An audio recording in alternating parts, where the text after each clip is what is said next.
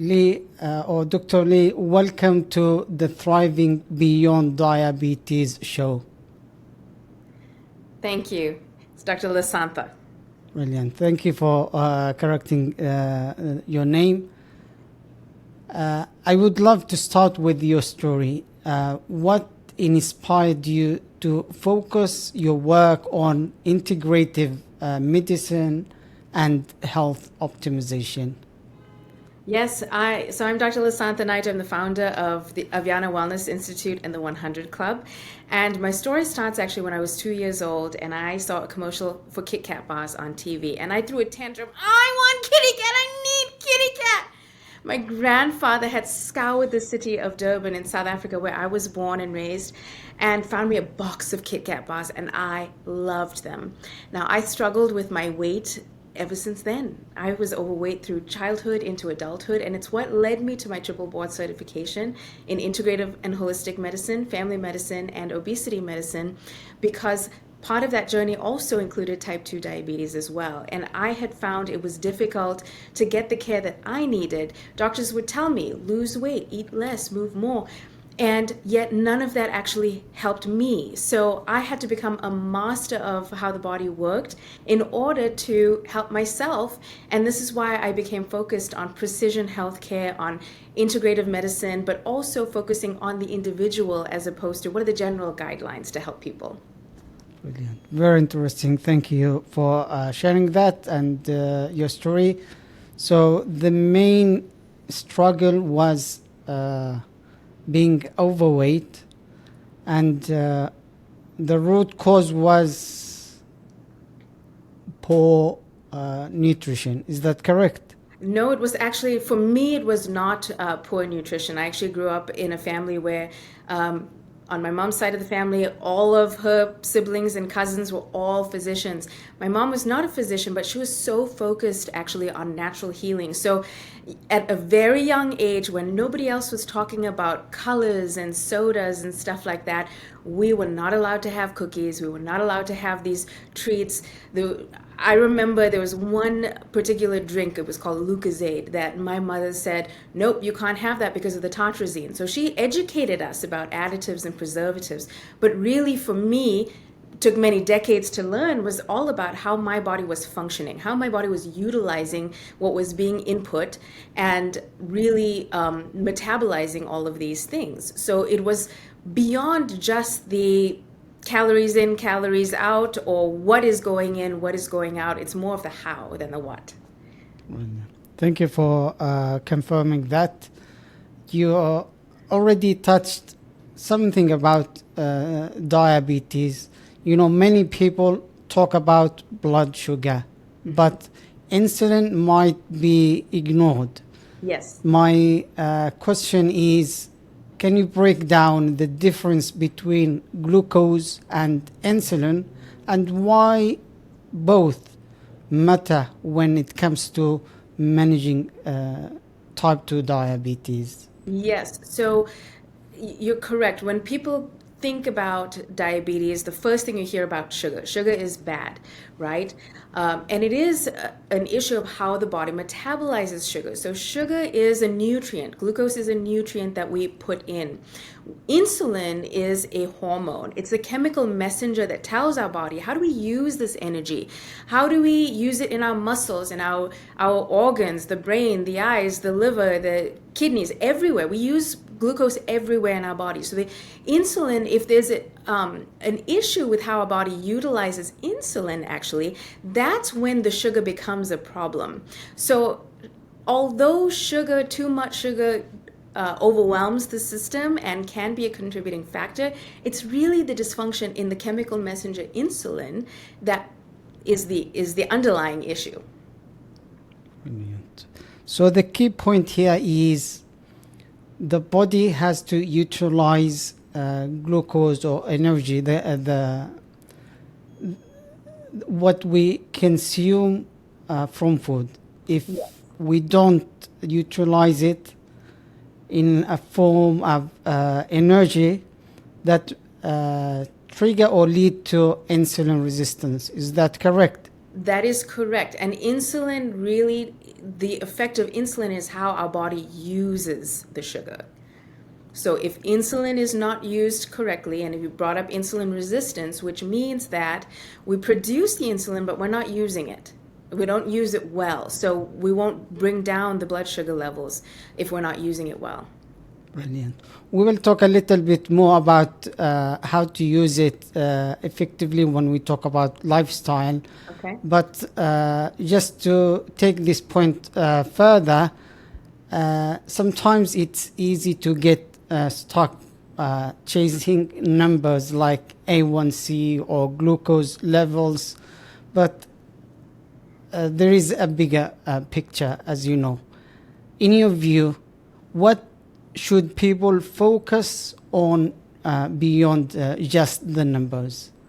So testing further the insulin levels and as well as the insulin resistance. So typically in primary care, in most countries, not all, but in most countries, we do test the blood sugar level and the hemoglobin A1C. So what is the hemoglobin A1C? That is giving us an average blood sugar over the course of 3 months, looking at what is bound to the red blood cells. The life cycle of a red blood cell is 3 months, so that's how it's a 3-month average. So that tells us, okay, we have too much sugar. And that's where oftentimes diabetics are told, pre-diabetics are told, just cut back on eating sugar. So yes, that will bring down the glucose level. But as we talked about, it's also important to consider how is that being used? How is our body reducing that? How is our body utilizing that glucose energy? So that's where the insulin level and the insulin resistance score comes into play.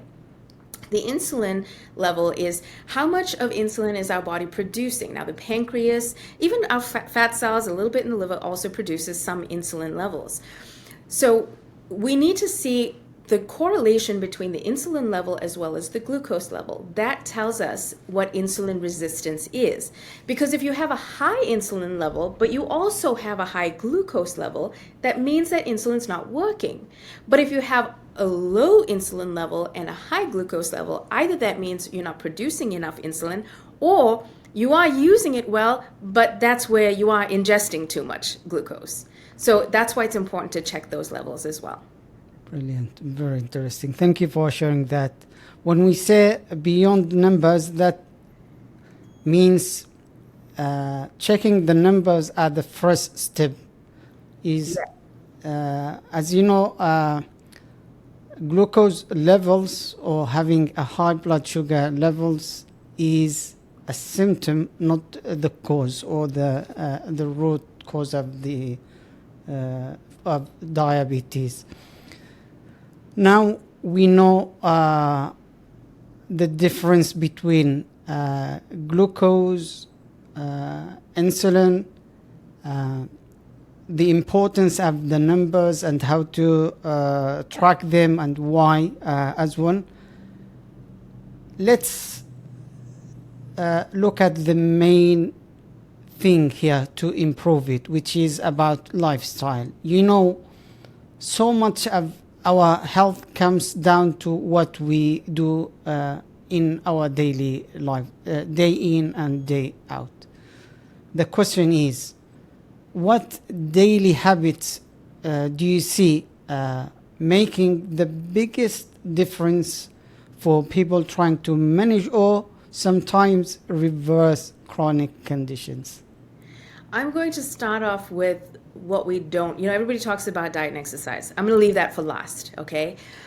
The two things that have probably the largest impact that we don't spend enough time educating and talking about is the impact of stress and sleep. So stress does not mean that you live a life without stress. That's not possible. Stress is necessary for our human body and for our life. But the question is, how do you manage that stress? How do we reduce the impact of that stress on the body? So a couple points there. Things that I do that are helpful. Exercise can play a role because exercise helps to improve the happy hormones. Deep breathing. Taking time to actually just take an inhale for, let's say, 4 to 6 seconds, hold it for 4 to 6 seconds, and then slow exhale 4 to 8 seconds. Deep breathing can really help to calm the nervous system down. Besides that, socializing with other people, making sure that you maintain a network, whether it's a faith-based network, whether it's friendships, whether it's family, it doesn't matter who the relationships are. Keeping social relationships really can also help reduce the impact of stress. So that's just a couple things that people can try.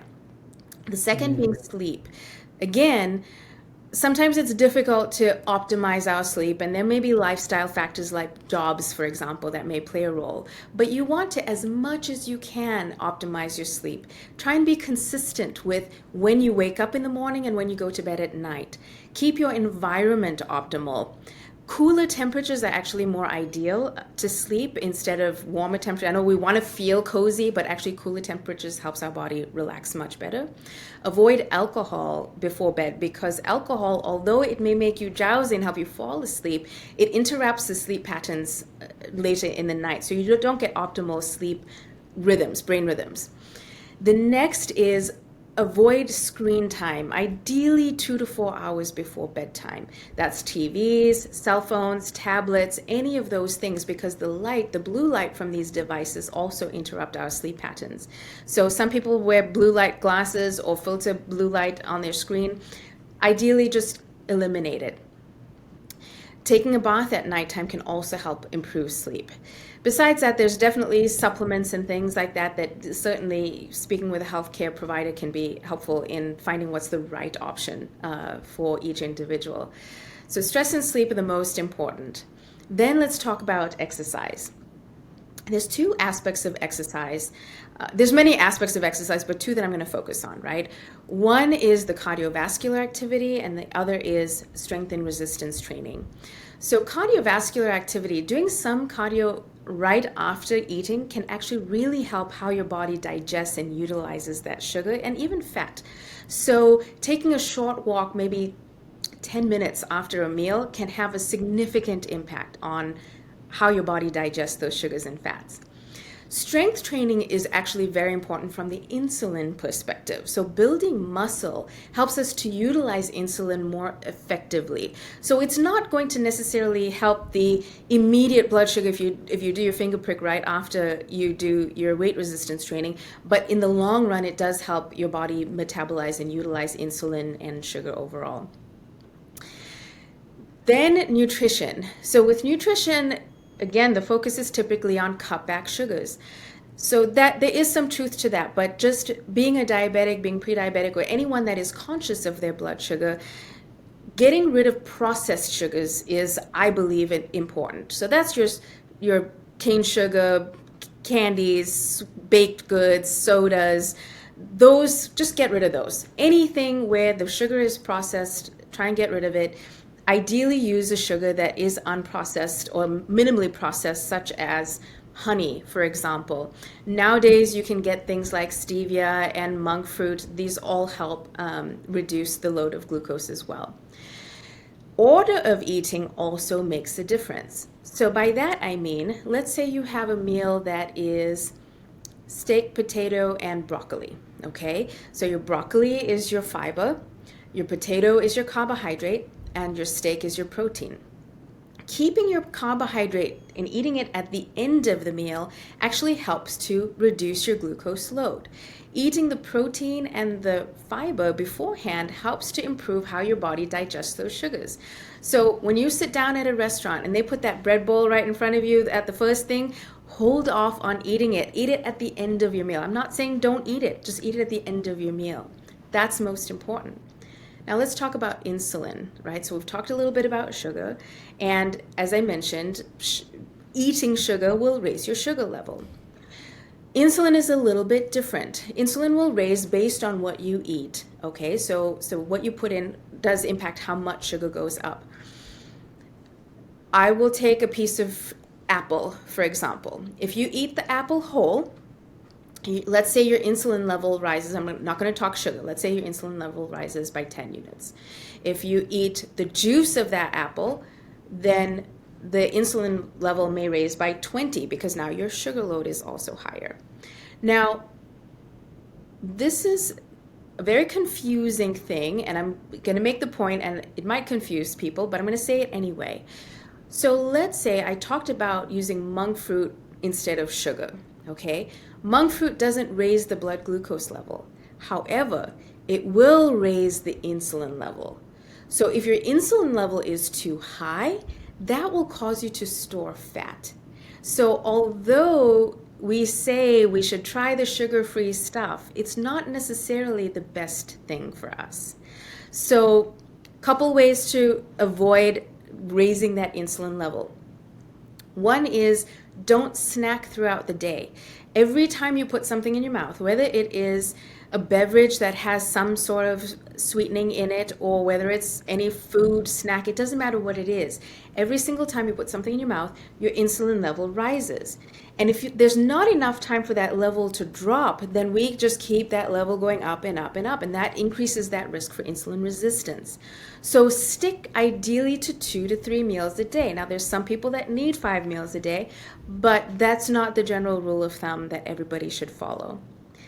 The next is don't eat too late at night. Try and eat earlier in the evening so that your blood sugar, your insulin has the opportunity to digest those carbohydrates and the sugars in that meal. And then when you go to sleep, it has that opportunity to reset.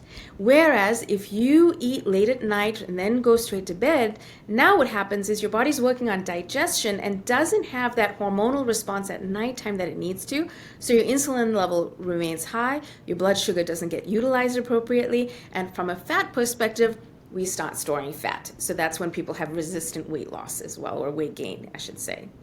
So those are some things that I think are less spoken about from a nutrition perspective, but are so important. Brilliant. Very interesting. Thank you for sharing great information. The way you formed it is different. So you started from managing stress, having quality sleep, then after that, fitness or exercise comes next, which is great. Then last step or foundation is nutrition. Very interesting. And I wouldn't say that's in the order of importance. I just wanted to put it that way because people so often talk about nutrition first, and nutrition being the only or main pillar of blood sugar management, but it's really not. It goes hand in hand with all of these other aspects.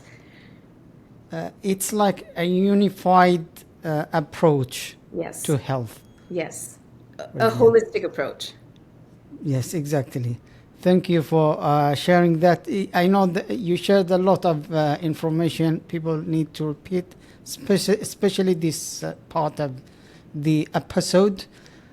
What you have already mentioned can help with reducing the risk of complications when we talk about type 2 diabetes.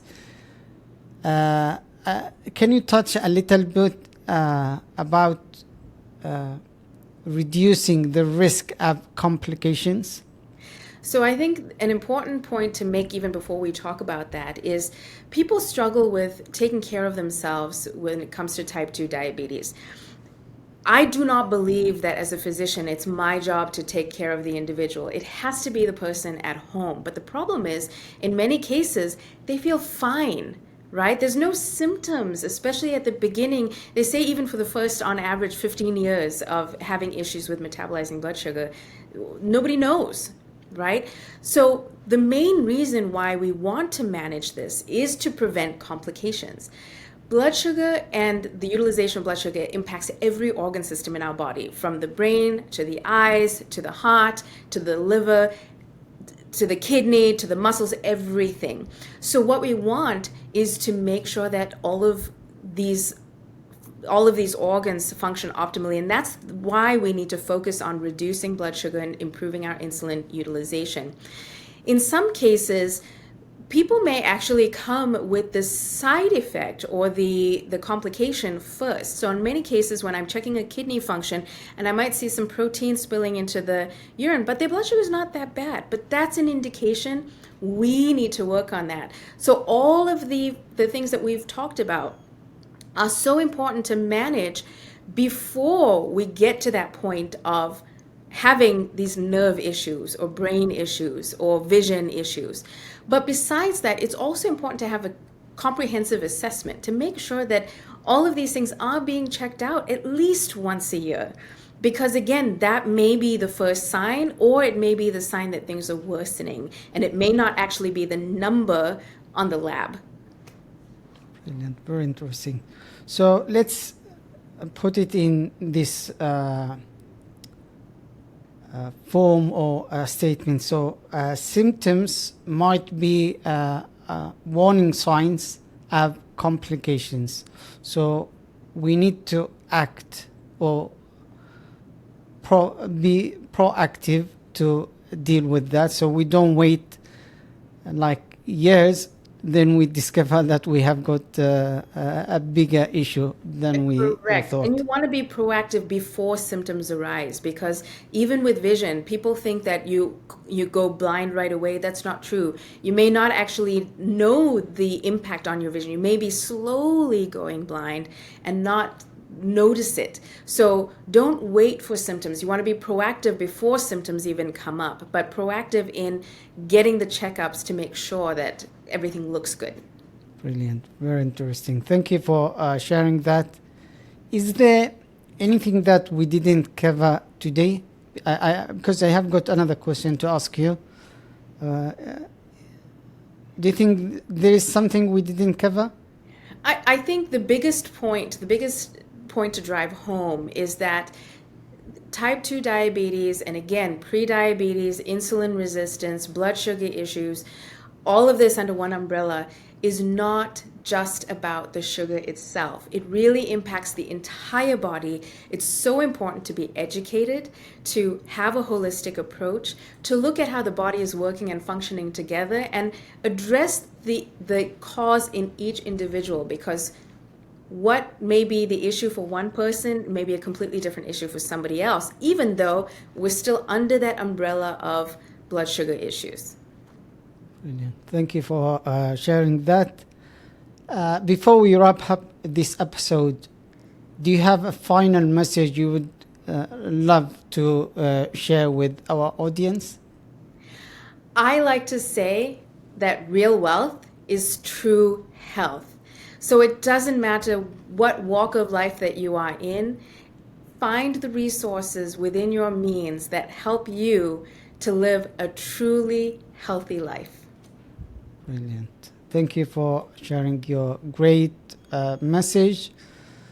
Where can people find you or learn more about you and what you do? I am on Facebook, Instagram, and YouTube, but the easiest place is my website, www.lasantha.com. Brilliant. So people can find the link in the show notes, so they can access your website, and from there they can navigate where they want to go. That brings us to the end of this episode. Thank you, Dr. Santha Naidoo, for sharing helpful tips and insights. Thank you everyone for watching or listening to this episode. If you need additional guidance, you can book a call at wellnessimpact.org. If you found value in today's discussion, join our thriving community and subscribe or follow us for more insights and strategies. Until next time, take care of your health and keep thriving.